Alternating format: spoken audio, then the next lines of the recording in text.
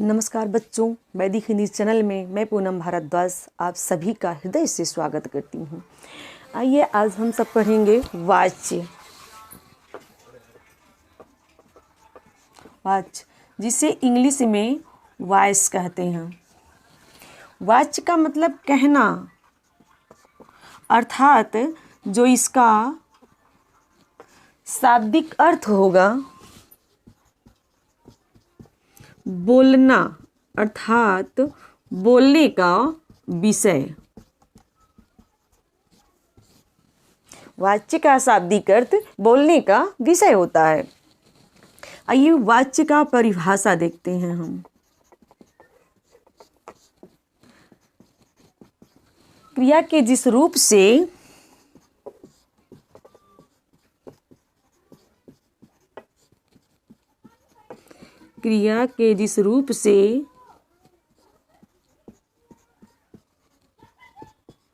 यह पता चले कि क्रिया का मुख्य विषय कर्ता है, कर्म है अथवा भाव है, उसे वाच्य।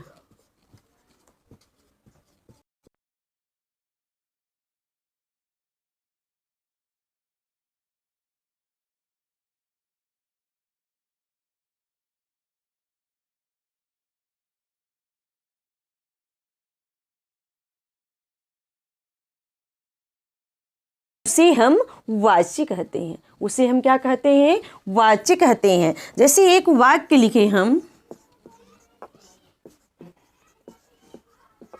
रश्मि स्वेटर बुनती है। तो आप यहाँ पर देख सकते हैं कि रश्मि क्या है? करता है। रश्मि क्या है? करता है। और स्वेटर बुनना, अर्थात बुनना क्या है? यहाँ पर क्रिया है।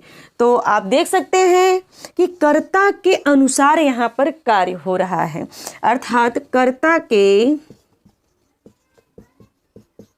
लिंग, वचन, कारक के अनुसार जो है कार्य यहाँ पर चल रहा है। जो क्रिया है कर्ता के लिंग, वचन, कारक के अनुसार चल रही है। इसी वाक्य को अगर हम इस तरह लिखें, रश्मि द्वारा, के द्वारा या द्वारा, रश्मि द्वारा स्वेटर बुना जाता है। तो आप यहाँ पर देख सकते हैं कि यहाँ पर जो है इस वाक्य में लिंग, वचन और कारक कर्म के आधार पर है। किसके अनुसार है? कर्म के आधार पर है। स्वेटर बुना जा रहा है। किसके द्वारा? रश्मि के द्वारा स्वेटर बुना जा रहा है। तो यहाँ पर आप देख सकते हैं कि यह सब किसके अनुसार चल रहा है? कर्म के आधार पर चल रहा है। अगर हम यही एग्जाम्पल फिर से लिखें, रश्मि से स्वेटर बुना जा सकता है, तब यहाँ पर क्या हो जाएगा? भाव हो जाएगा। यहाँ पर क्या हो जाएगा?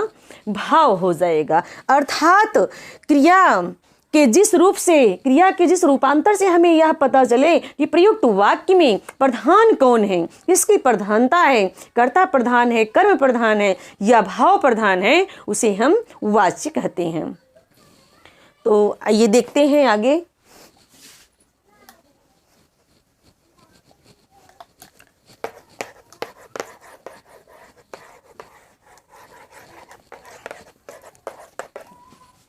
वाच्य के प्रकार। वाच्य के प्रकार तो सामान्यतः वाच्य के 3 प्रकार होते हैं। सामान्यतः वाच्य के कितने प्रकार होते हैं? 3 प्रकार होते हैं। तो नंबर 1 है कर्तृवाच्य। नंबर 1 क्या है? कर्तृवाच्य।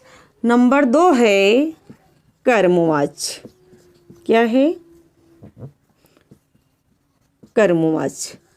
और नंबर 3 भाववाच्य।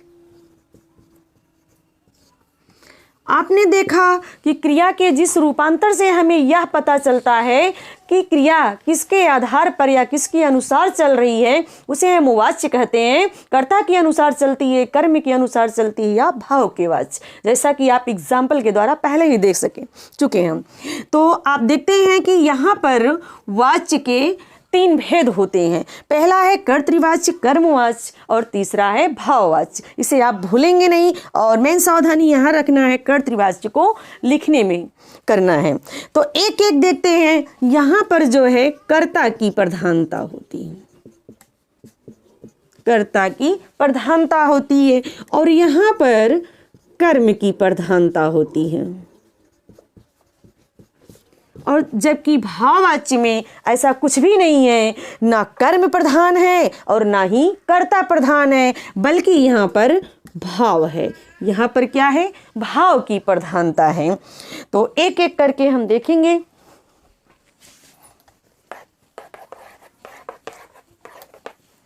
सबसे पहले देखते हैं कर्तृवाच्य।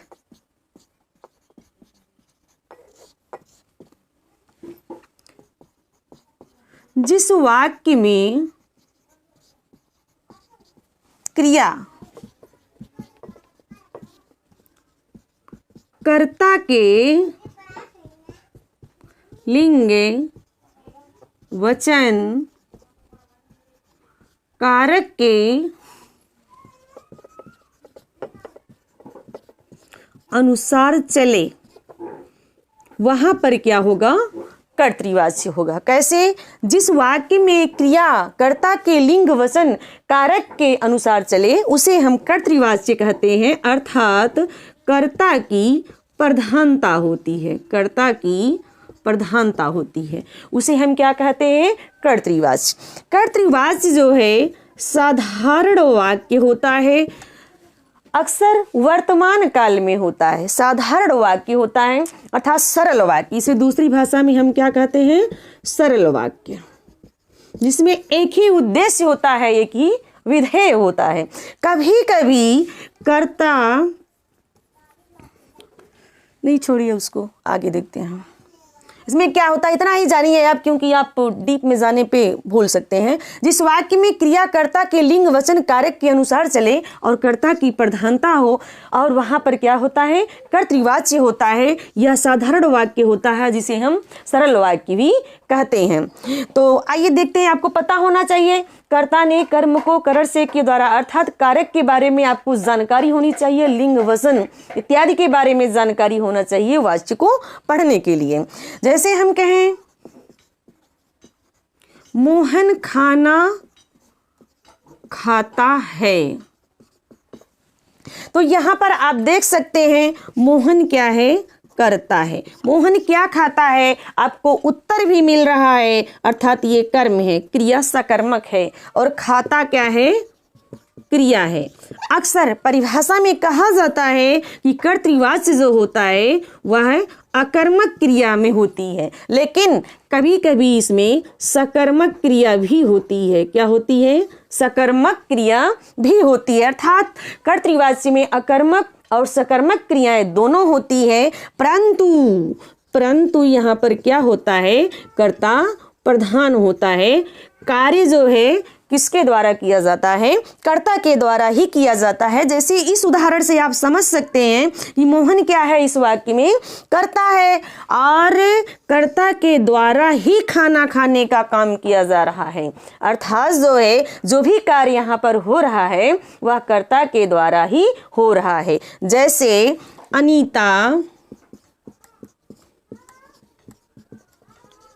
पुस्तक पढ़ती है। अनीता पुस्तक पढ़ती है, तो आप यहाँ पर देख रहे हैं पुस्तक पढ़ने का कार्य कौन कर रहा है? तो अनीता कर रही है, इसलिए यहाँ पर क्या है? कर्तृवाच्य है। आगे देखेंगे कर्मवाच्य।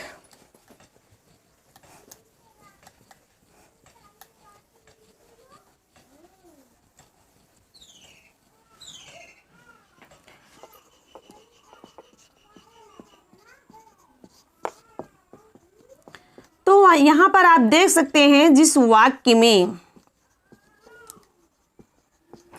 कर्म की प्रधानता हो, किसकी प्रधानता हो, कर्म की प्रधानता हो, अथवा क्रिया जो है कर्म के अनुसार चले, किसके अनुसार चले, कर्म के अनुसार चले। कभी कभी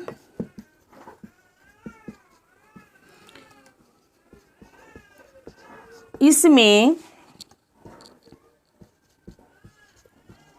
असमर्थता का बोध होता है, कभी कभी इसमें असमर्थता का बोध होता है।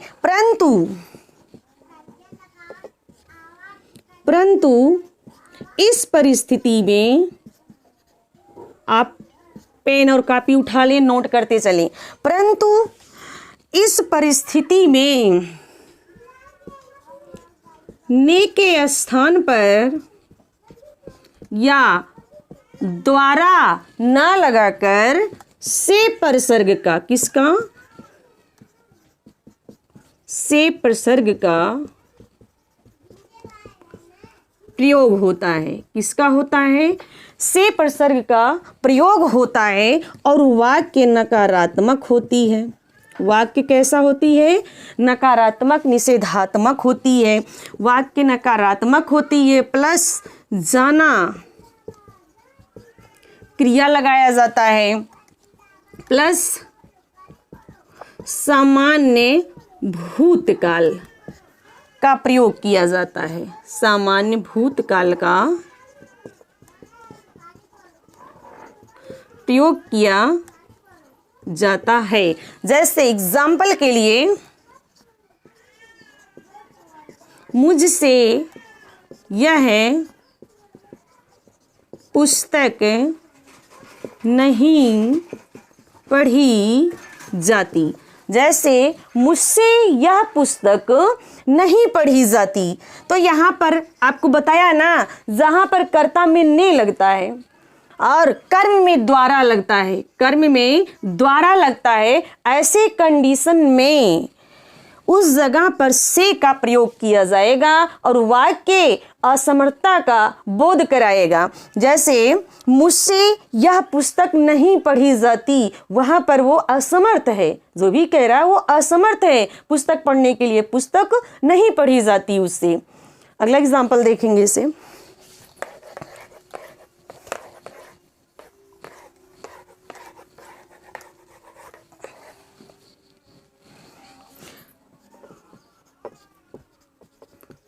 राम ने पुस्तक पढ़ी, राम ने पुस्तक पढ़ी। आपने देखा यहाँ पर राम क्या है, कर्ता है, राम क्या है, कर्ता है, और पुस्तक क्या है, कर्म है, और पढ़ी क्या है, क्रिया है, सामान्य भूतकाल है। क्रिया क्या है, सामान्य भूतकाल। अब आप ये सोचेंगे राम तो पुल्लिंग है, राम क्या है, पुल्लिंग है, परंतु इसकी क्रिया स्त्रीलिंग कैसे है। तो यहाँ पर आप देख सकते हैं कि जो कर्म है, कर्म क्या है, पुस्तक है, वो क्या है, स्त्रीलिंग है। ये क्या है,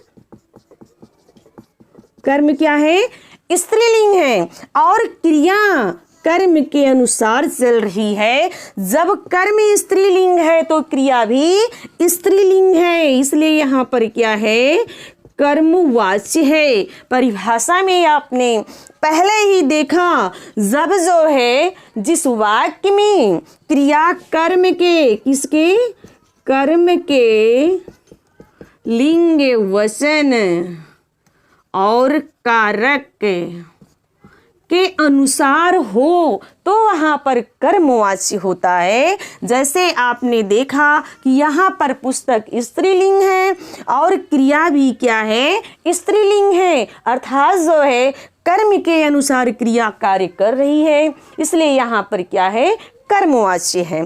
दूसरा कंडीशन देखेंगे, कर्मवाच्य में कभी कभी कर्ता का लोप होता है। क्या होता है, कर्ता का लोप होता है, कर्ता गायब होता है, कर्ता होता ही नहीं है। जैसे गाना गाया गया, जैसे गाना गाया गया। तो आप यहाँ पर देख सकते हैं इसमें कर्ता है ही नहीं। जैसे खरबूज खाया गया, तो यहाँ पर क्या है, कर्ता है ही नहीं, लेकिन किसी के द्वारा ये कार्य किया जा रहा है, इसलिए यहाँ पर क्या है, कर्मवाच्य है। अब मैं उम्मीद करती हूँ कि आपको कर्मवाच्य और कर्तृवाच्य में फर्क जो अंतर है वो मालूम हो गया होगा। जैसे अगर मैं लिखूं राम ने पुस्तक पढ़ी, तो आपको यहाँ पर या पढ़ी है या जो भी हो, पढ़ी ही कर लो। तो आप यहाँ पर देख सकते हैं राम ने पुस्तक पढ़ी, तो पुस्तक पढ़ने का काम किसके द्वारा किया जा रहा है, राम के द्वारा। परंतु इसका जो लिंग है किसके द्वारा चल रहा है, कर्म के द्वारा चल रहा है, इसलिए इसमें कर्मवाच्य है। अगर हमें इसे कर्तृवाच्य में लिखना होता तो हम क्या लिखते हैं, राम ने पुस्तक पढ़ा। क्या लिखते हैं हम, राम ने पुस्तक पढ़ा। तो आप पढ़ा है, यहाँ पर वर्तमान पढ़ा है। तो आप देख रहे हैं राम पुल्लिंग है, पुस्तक स्त्रीलिंग होते हुए भी उसका कोई महत्व नहीं है। क्रिया किसके अनुसार हो गई, राम के द्वारा हो गई, अर्थात यहाँ पर क्या है, कर्तृवाच्य है। आगे देखेंगे हम भाववाच्य।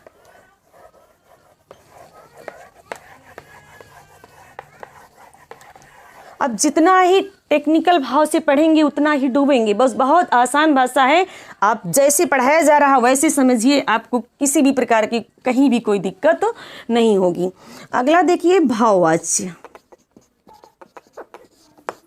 तो जिस वाक्य में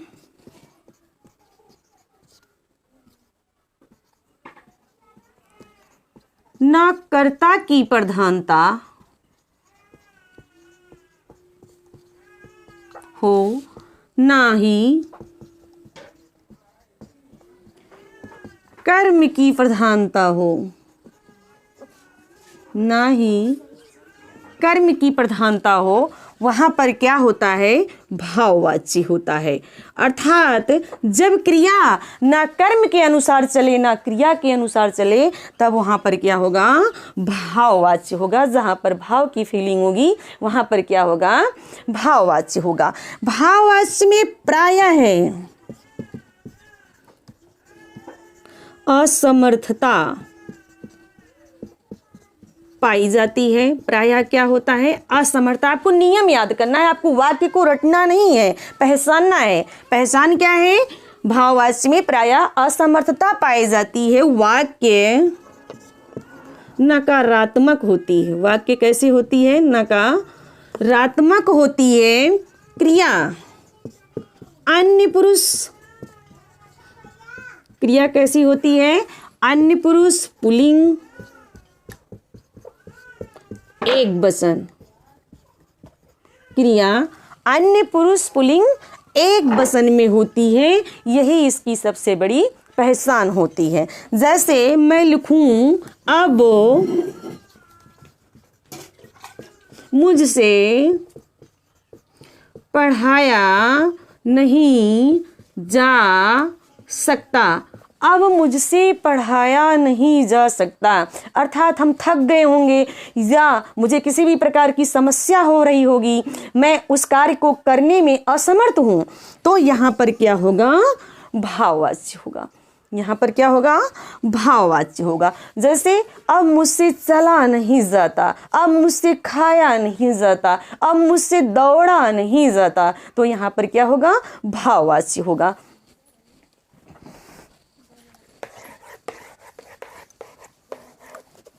आगे देखेंगे वाच्य परिवर्तन।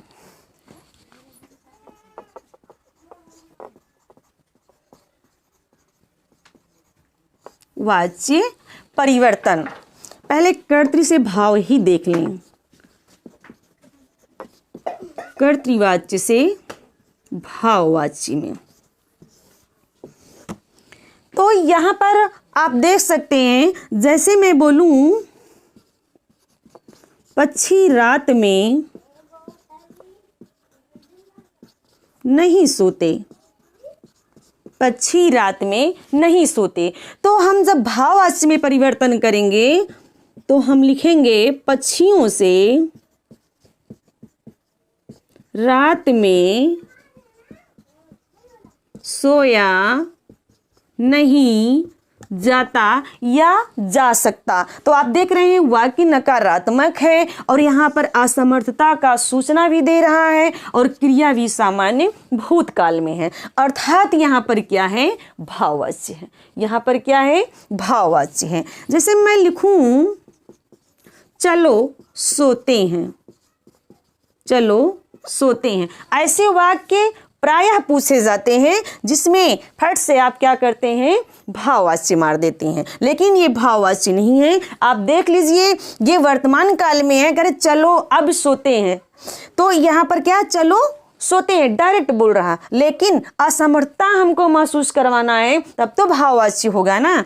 अब जैसे हम कहें यहाँ पर लिखें चलो अब सोया जाए, चलो अब सोया जाए, तब यहाँ पर क्या होगा, भाववाच्य होगा।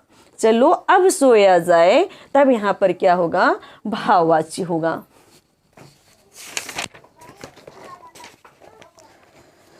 जैसे अगला एग्जाम्पल आप देख लीजिए,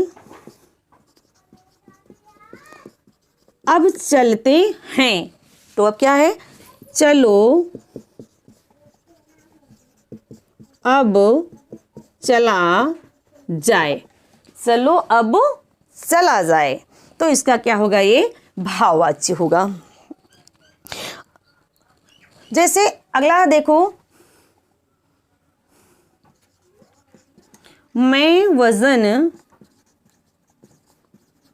नहीं उठा सकता, मैं वजन नहीं उठा सकता, तो भाववाच्य में परिवर्तन करना होगा। तो आप कैसे करेंगे, मुझसे वजन नहीं उठाया जा सकता। अब यहाँ पर है मैं वजन नहीं उठा सकता, आप देख रहे हैं साधारण वाक्य है, डायरेक्ट बोल रहा है कि मैं वजन नहीं उठा सकता, लेकिन यहाँ पर से परसर्ग भी लगा है और जो है उठाया नहीं जा,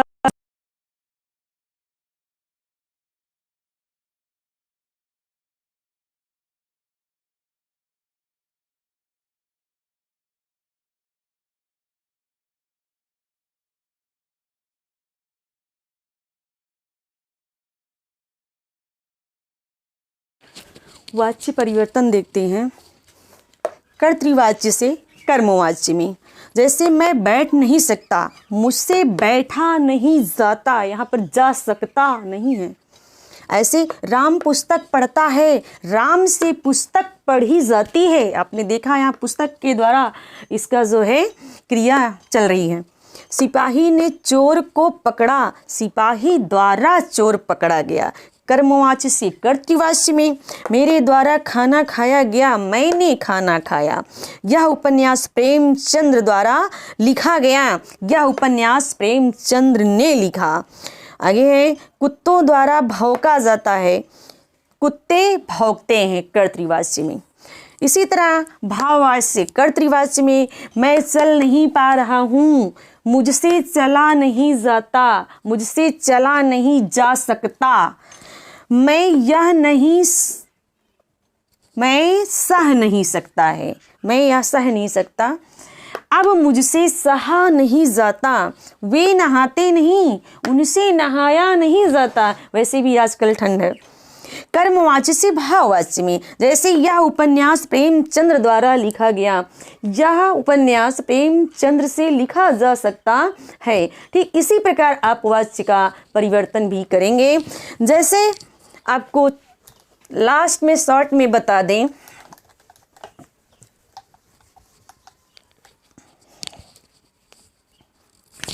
कर्तृवाच्य में क्रिया प्रायः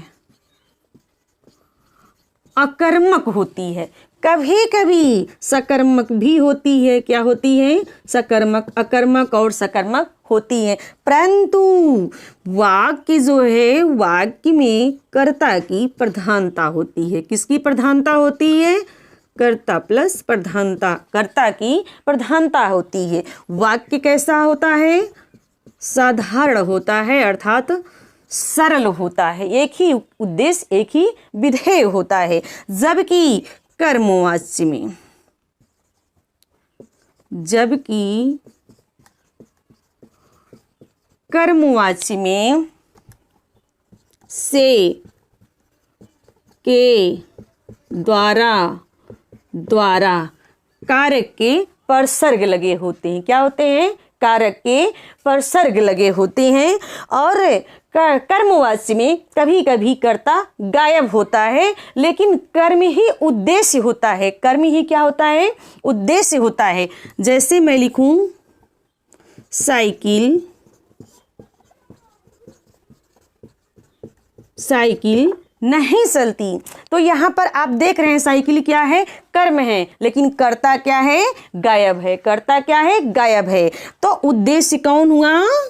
साइकिल हुई, और साइकिल क्या है? कर्म है। तो कर्म ही क्या होता है? यहाँ पर उद्देश्य होता है। कभी कभी कर्म में क्या होता है? असमर्थता पाया जाता है, परंतु ऐसे वाक्य में नकारात्मक वाक्य होते हैं। कैसे वाक्य होते हैं? नकारात्मक वाक्य होंगे, प्लस क्रिया कैसी होगी? ये पहचान है सब।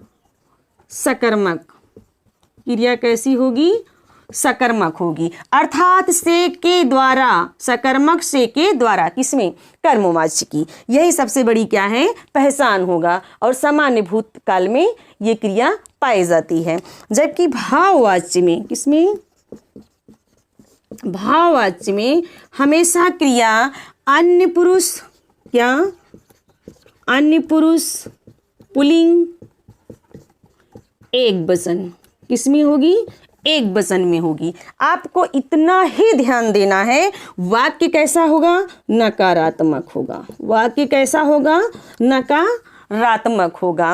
और परसर्ग चिन्ह इसमें क्या लगा रहेगा? से रहेगा। और क्या रहेगा? असमर्थता रहेगा। क्या रहेगा? असमर्थता सूचक शब्दों का यहाँ पर प्रयोग होगा। ऐसा भाव उत्पन्न होगा कि करने वाला जो कार्य है वो असमर्थ है किसी भी कार्य को करने के लिए। तो उम्मीद करती हूँ मैंने जो भी समझाया आपको समझ में आ गया होगा। वाच्य को जितना आप गहराई में जाएंगे उतना ही डूब जाएंगे। बस इतना ही जानिए, कर्मवाच्य है, मैंने जो भी नियम बताया, और भाववाच्य का जो भी नियम बताया, यही आपको दिमाग में रखना है और इसे नोट बनाना, इसे नोट करना है। नोट करते हुए कापी पेन के साथ आप पढ़ाई करें। और वीडियो देखने के लिए धन्यवाद। और छोटा सा रिक्वेस्ट है कि चैनल को आप सब्सक्राइब जरूर करें और दूर दूर तक शेयर करें। मिलती हूँ किसी और वीडियो के साथ, तब तक के लिए आपका दिन शुभ हो, रात्रि मंगलमय हो। जय हिंद, जय हिंदी।